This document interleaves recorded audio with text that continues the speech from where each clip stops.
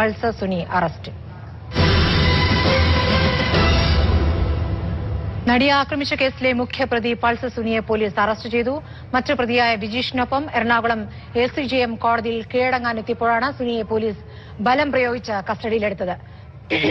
കോടതിക്ക് മുന്നിൽ നിന്ന് ബിജു പങ്കജുണ്ട്. പോലീസ് ക്ലബിൽ നിന്ന് ലിഷോയും. ആദ്യം ബിജുവിലേക്ക്.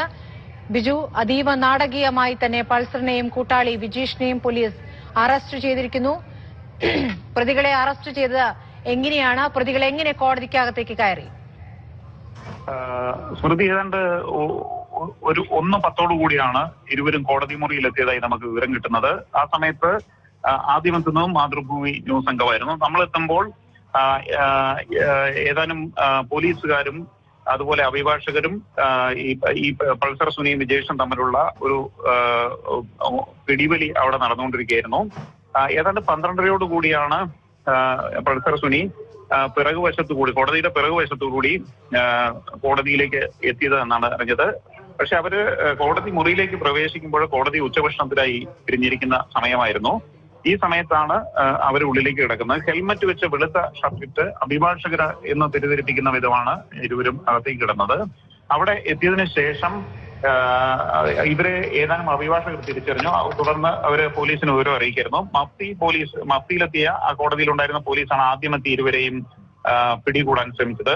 പക്ഷെ ഇവര് ശക്തമായി അവരെ പുറത്തേക്ക് കൊണ്ടുവന്നതിനെ എതിർത്തു. പിന്നീട് കൂടുതൽ പോലീസ് സംഘം എത്തി ഇരുവരെയും പുറത്തേക്ക് കൊണ്ടുപോകാൻ ശ്രമിച്ചെങ്കിലും അഭിഭാഷകർ എതിർക്കുകയായിരുന്നു. കാരണം കീഴടങ്ങാനെത്തിയ പ്രതികളെ ഇങ്ങനെ കൊണ്ടുപോകാൻ പാടില്ല എന്ന് പറഞ്ഞ് അഭിഭാഷകർ ബഹളം വയ്ക്കുകയും കോടതിയുടെ ഡോറ് അടയ്ക്കുകയും ചെയ്തു. പക്ഷെ ഇതിനിടയിൽ പോലീസ് ശക്തമായി ബലം പ്രയോഗിച്ചുകൊണ്ട് ഇരുവരെയും പുറത്തേക്ക് കിടത്താൻ ശ്രമിച്ചു. ദൃശ്യങ്ങൾ കാണുന്നത് ഇരുവരും ഇങ്ങനെ കോടതിയുടെ ഗ്രില്ലിൽ കയറി പിടിച്ചുകൊണ്ട് പോലീസിനെ പ്രതിരോധിക്കാൻ ശ്രമിക്കുന്നുണ്ടായിരുന്നു. പക്ഷേ കൂടുതൽ പോലീസിന്റെ എത്തിക്കൊണ്ട് ഇരുവർക്കും പിടിച്ചിരിക്കാനായില്ല. ഇരുവരെയും വലിച്ചിഴച്ചുകൊണ്ട് ആണ് ജീപ്പിലേക്ക് കയറ്റിയത്. ആദ്യം പൾസർ സുനിയാണ് ബലം പ്രയോഗിച്ച് കയറ്റിയത്. അതിനിടയിൽ വിജേഷ് കോടതിയിൽ നിന്ന് പുറത്തേക്ക് കടന്ന് ഓടാനായിട്ട് ശ്രമം നടത്തിയെങ്കിലും പോലീസ് ബലം പ്രയോഗിച്ചുകൊണ്ട് കോടതിയിലേക്ക് പോലീസ് ജീപ്പിലേക്ക് കയറ്റുകയായിരുന്നു. അതിനുശേഷമാണ് ആലുവയിലേക്ക് കൊണ്ടുപോയത്.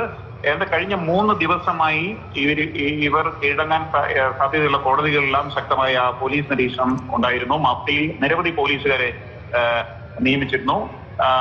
ഒരു ഘട്ടത്തിൽ പറഞ്ഞാൽ യാതൊരു കാരണവശാലും ഇവരെ കീഴടങ്ങാൻ അനുവദിക്കരുത്, ഇവർ റിമാൻഡിൽ പോകരുത്, റിമാൻഡിൽ പോയാൽ നിയമസഹായത്തോടുകൂടി ഈ കേസിനെ മറികടക്കാനുള്ള നീക്കം നടത്തുമെന്ന് നിർദ്ദേശം പോലീസിന് നൽകിയിരുന്നു. അതുകൊണ്ട് തന്നെയാണ് അല്പം നിയമപ്രശ്നം ഉണ്ടായാൽ പോലും കോടതി മുറിയിൽ നിന്ന് തന്നെ ഇരുവരെയും പോലീസ് പൊക്കിയെടുത്തുകൊണ്ട് പോയത്.